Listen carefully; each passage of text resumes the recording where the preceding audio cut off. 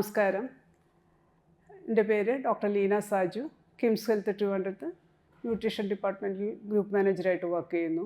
ഇന്ന് നമ്മൾ സംസാരിക്കുന്നത് സാധാരണ കണ്ടുവരുന്ന ഫാറ്റി ലിവർ എന്ന അവസ്ഥയെ പറ്റിയിട്ടാണ്. ഇത് പ്രത്യേക ബുദ്ധിമുട്ടുള്ള പ്രശ്നമൊന്നുമല്ല, പക്ഷേ ഇത് ശ്രദ്ധിച്ചില്ലെങ്കിൽ പിന്നീട് ഫാറ്റി ലിവർ പിന്നീട് സിറോസിസ് പോലെയുള്ള അവസ്ഥയിലേക്കൊക്കെ മാറാനായിട്ടുള്ളൊരു കാര്യമാണ്. നമുക്കത് ശ്രദ്ധാപൂർവം തിരിച്ചു പിടിക്കാനും നമ്മുടെ ആരോഗ്യത്തിന് തിരിച്ചു പിടിക്കാനും ശരീരത്തിൽ തന്നെ കാണിക്കുന്ന ഒരു ലക്ഷണമാണിത്.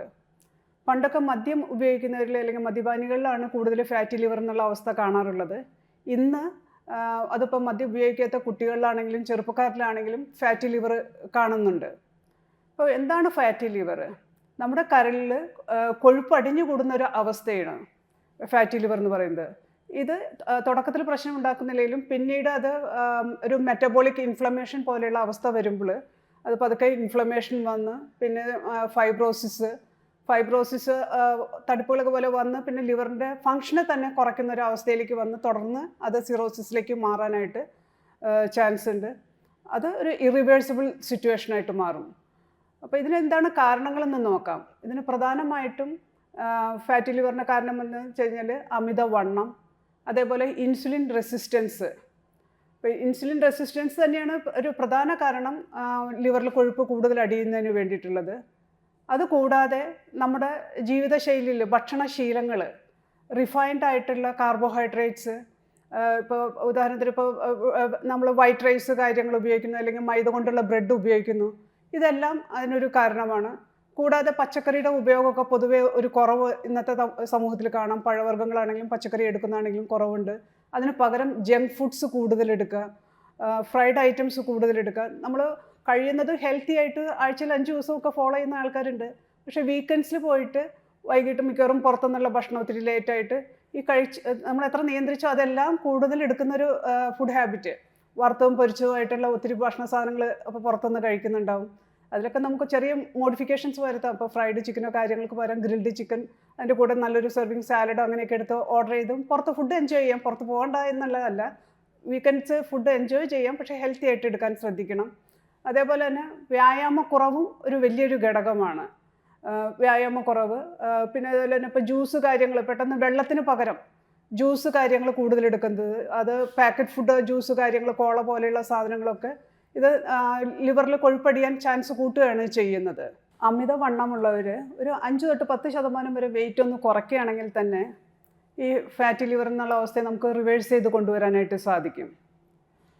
മെഡിറ്ററേനിയൻ ഭക്ഷണക്രമം അത് ഒത്തിരി നമ്മളെ ഹൃദയത്തിൻ്റെ ആരോഗ്യത്തിനോ ശരീരത്തിലേക്ക് കരളിൻ്റെ ആരോഗ്യത്തിനൊക്കെ ആണെങ്കിലും ഇന്ന് പഠനങ്ങൾ കാണിക്കുന്നത് ഒത്തിരി ഫലപ്രദമാണെന്നുള്ളതാണ്. അതിൻ്റെ പ്രത്യേകത എന്താണെന്ന് വെച്ചാൽ അതിൽ കൂടുതലും വോൾ ഗ്രെയിൻസ്, തവിട് കളയാത്ത ധാന്യങ്ങൾ, അതുപോലെ പച്ചക്കറികളും പഴവർഗ്ഗങ്ങളും നല്ലോണം ഉൾപ്പെടുത്തുന്നു. നട്ട്സ് കാര്യങ്ങൾ, ഇലക്കറികളും അതുപോലെ നട്ട്സ്, കൊഴുപ്പ് കുറഞ്ഞ പാലുൽപ്പന്നങ്ങൾ, മത്സ്യം, ഇങ്ങനത്തെയൊക്കെ ലീൻ പ്രോട്ടീൻസ്, പ്ലാന്റ് പ്രോട്ടീൻസ്, ഇപ്പോൾ പയർ, കടല, പരിപ്പ് വർഗ്ഗങ്ങളൊക്കെ നന്നായി ഉൾപ്പെടുത്തുന്ന ഒരു ഭക്ഷണക്രമമാണ്. ഹെൽത്തി ആയിട്ടുള്ള കൊഴുപ്പുകളും അതിൽ വരുന്നുണ്ട്. അതിലിപ്പോൾ നല്ലെണ്ണ, ഒലിവ് ഓയിൽ, കപ്പലണ്ടി എണ്ണ, ഇങ്ങനത്തെയൊക്കെ കൊഴുപ്പുകൾ മിതമായിട്ട് ഉപയോഗിക്കാനായിട്ട് പ്രത്യേകം ശ്രദ്ധിക്കണം. അപ്പോൾ പ്രോസസ്ഡ് ഫുഡ്സും ജങ്ക് ഫുഡ്സും എല്ലാം ഇങ്ങനത്തെ ഒരു ഭക്ഷണക്രമത്തിൽ നിന്ന് പുറത്താണ് നിൽക്കുന്നത്. കഴിയുന്നതും നമ്മുടെ ആഹാരത്തിൻ്റെ ഒരു 40 തൊട്ട് 50% ഭക്ഷണം നമുക്ക് അതിൻ്റെ നാച്ചുറൽ ഫോമിൽ സ്വാഭാവികമായിട്ടുള്ള രീതിയിൽ നമുക്ക് ഉൾപ്പെടുത്താൻ സാധിക്കും. അത് സാലഡ്സ് ആയിട്ടോ, ഇപ്പോൾ ബ്രേക്ക്ഫാസ്റ്റിനും ലഞ്ചിനും ഡിന്നറിനും നമുക്കൊരു പോർഷൻ സാലഡ് എന്നുള്ള രീതിയിൽ ഉൾപ്പെടുത്താം. പിന്നെ അതേപോലെ തന്നെ നട്ട്സ്, അത് പ്ലെയിൻ റോസ്റ്റഡ് നട്ട്സ് എന്നുള്ള പോലെ അത് ഉപയോഗിക്കുന്നത് നല്ലതാണ്. ഫ്രൂട്ട്സ് ഡെയിലി 2 സെർവിങ് എങ്കിലും ഡെയിലി ഫ്രൂട്ട്സ് ഭക്ഷണത്തിൽ ഉൾപ്പെടുത്താനായിട്ട് അത് ശ്രദ്ധിക്കണം. അപ്പോൾ ഇങ്ങനെയൊക്കെ വരുമ്പോൾ ഒരു കുറച്ച് നാച്ചുറൽ ഫോമിൽ തന്നെ ഫുഡ് എടുക്കുന്നുണ്ട്. പിന്നെ അതുപോലെ ഇപ്പോൾ ഈ മൈദ അല്ലെങ്കിൽ ഗോതമ്പിൻ്റെ സാധനങ്ങൾക്ക് പകരം മില്ലറ്റ്സ്, ഇന്ത്യയുടെ തന്നെ നമുക്ക് എല്ലായിടത്തും നല്ല രീതിയിൽ ഉപയോഗിക്കുന്നൊരു അവയർനെസ് തന്നെ വന്നിട്ടുണ്ട്. അപ്പോൾ മില്ലറ്റ്സിൻ്റെ ഒരു ഗുണം എന്താണെന്ന് വെച്ചാൽ ഫൈബർ കണ്ടൻറ്റ് കൂടുതലാണ്. അപ്പോൾ കമ്പ്, ചോളം പോലെയുള്ള സാധനങ്ങളിൽ അത് ഗ്ലൈസമിക് ഇൻഡെക്സും കുറവായതുകൊണ്ട് ഇൻസുലിൻ റെസിസ്റ്റൻസ് കുറയ്ക്കാനും സഹായിക്കുന്നുണ്ട്. അപ്പോൾ അത് ചപ്പാത്തിക്ക് പകരം ഇതുകൊണ്ടുള്ള ചപ്പാത്തികൾ കാര്യങ്ങൾ, അല്ലെങ്കിൽ ബ്രേക്ക്ഫാസ്റ്റ് പ്രിപ്പറേഷൻസ്, ദോശ പോലുള്ളത് നമുക്ക് ഉണ്ടാക്കാനായിട്ട് സാധിക്കും. അങ്ങനത്തെയൊക്കെ ഒന്ന് ഉൾപ്പെടുത്തുക. കരളിൻ്റെ ആരോഗ്യത്തിന് പിന്നെ ശ്രദ്ധിക്കേണ്ട ഒരു കാര്യം എന്ന് വെച്ചാൽ വിറ്റമിൻ ഇ റിച്ച് ആയിട്ടുള്ള സീഡ്സ്, നട്ട്സ് കാര്യങ്ങളുണ്ട്. അപ്പോൾ അത് ഫ്ലാക്സ് സീഡ് ആകട്ടെ, അതേപോലെ തന്നെ സൺഫ്ലവർ സീഡ്സ്, വാൾനട്ട് പോലുള്ളതൊക്കെ നമുക്ക് എടുക്കാം. നട്ട്സ് കാര്യങ്ങൾ ഒരു ദിവസം ഒരു 30 ഗ്രാം നട്ട്സോ സീഡ്സോ ആയിട്ട് ഒരു ദിവസം നമ്മുടെ ഭക്ഷണത്തിൽ ഒരു 30 ഗ്രാം അല്ലെങ്കിൽ 2 ടേബിൾ സ്പൂൺ ഡെയിലി ഉൾപ്പെടുത്തുന്നത് നമ്മുടെ ലിവറിൻ്റെ ആരോഗ്യത്തിനും നല്ലത് തന്നെയാണ്. കൂടാതെ ഇപ്പോൾ കോഫി നമ്മൾ വീട്ടിൽ തന്നെ പൊടിച്ചെടുത്തിട്ടുള്ള കാപ്പിപ്പൊടി കൊണ്ട് തന്നെ കട്ടൻ കാപ്പി അത് മധുരമില്ലാതെ കഴിച്ചാൽ പഠനങ്ങൾ കാണിക്കുന്നത് 1-2 കപ്പ് കരളിനെ സംരക്ഷിക്കാനായിട്ടും നല്ലത് തന്നെയാണ്. അതിന് കഫൈൻ പ്രോബ്ലംസ് ഒന്നും ഇല്ലാത്ത ആൾക്കാർക്ക് അത് ശീലമാക്കാം. അതേപോലെ തന്നെ ലീൻ പ്രോട്ടീൻ, സോയ പ്രോട്ടീൻ, അതുപോലെ തന്നെ പരിപ്പ് വർഗ്ഗങ്ങൾ, ഇതിൽ റെസിസ്റ്റൻസ് സ്റ്റാർച്ച് കൂടുതലുണ്ട്. അപ്പോൾ അത് വെച്ച് കഴിഞ്ഞാൽ നമ്മുടെ ഗട്ട് ഹെൽത്തിനെ ഇമ്പ്രൂവ് ചെയ്യുകയും ആരോഗ്യത്തെ മെച്ചപ്പെടുത്താനായിട്ട് അത് സഹായിക്കുന്നുണ്ട്. അതിൽ ഇൻഫ്ലമേഷനും ഒരു പ്രധാന കാരണമാണ് ലിവറിൻ്റെ ഫാറ്റി ലിവർ പോലെയുള്ള പ്രശ്നങ്ങൾ വരാനായിട്ട്.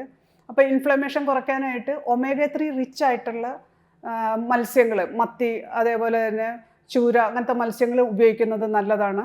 അത് കറി വെച്ച് എടുക്കാനോ അല്ലെങ്കിൽ ഗ്രില്ല് ചെയ്ത് ഉപയോഗിക്കാനായിട്ട് ശ്രദ്ധിക്കണം.